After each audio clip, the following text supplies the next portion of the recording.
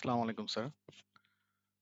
আজকে ম্যানেজার জানাইলো যে আপনার একজন উইদাউট কনসেন্ট হচ্ছে ক্যাশ অন বুকিং করছে ৮-৯ তারিখে।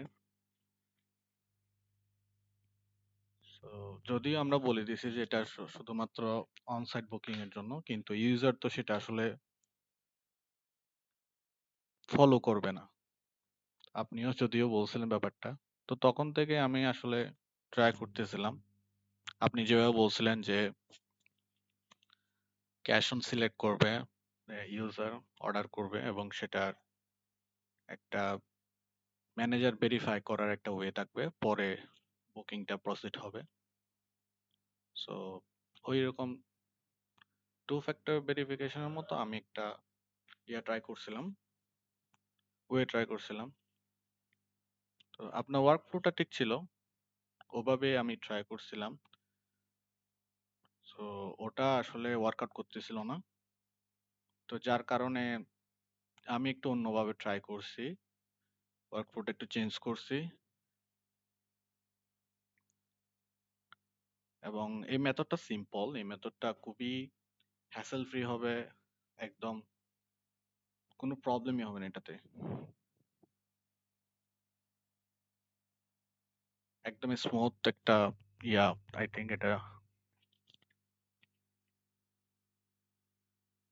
সো ইউজার হচ্ছে বুকিং করবে, বুকিং এর টাকা পয়সা যা দিবে, মনে করেন 50% দিল, বুকিং আসলো, বুকিং এ এসে ইউজার যখন ক্যাশ অন সিলেক্ট করবে, সো এই ক্যাশ অন সিলেক্ট করলে এখানে একটা ফিল্ড ক্রিয়েট হবে, ফিল্ডটা হবে যে manager verification code.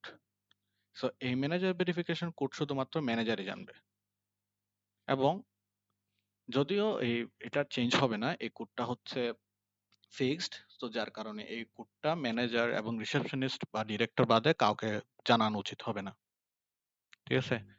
So user যদি অনলাইন সিলেক্ট করে তাহলে এটা অবশ্যই চলে যাবে, এই কোডটা ম্যানেজার ভেরিফিকেশন কোডটা আর থাকবে না। তার মানে ইউজার যদি পে করে অনলাইনে তাহলে ইজিলি অর্ডার প্লেস করতে পারবে, কিন্তু ইউজার যদি ক্যাশ অন সিলেক্ট করে তাহলে একটা ম্যানেজার ভেরিফিকেশন কোড আসবে।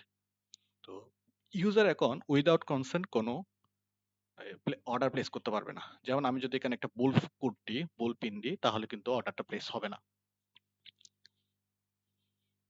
এই যে the manager verification code is incorrect, তাহলে যে ম্যানেজার ভেরিফিকেশন কোডটা আছে, কারেক্ট কোডটা আছে, ওই কোডটা দিলেই শুধুমাত্র ক্যাশ অন বুকিংটা করা যাবে। সো এটা আজকে ইমপ্লিমেন্ট করা হলো সাকসেসফুলি।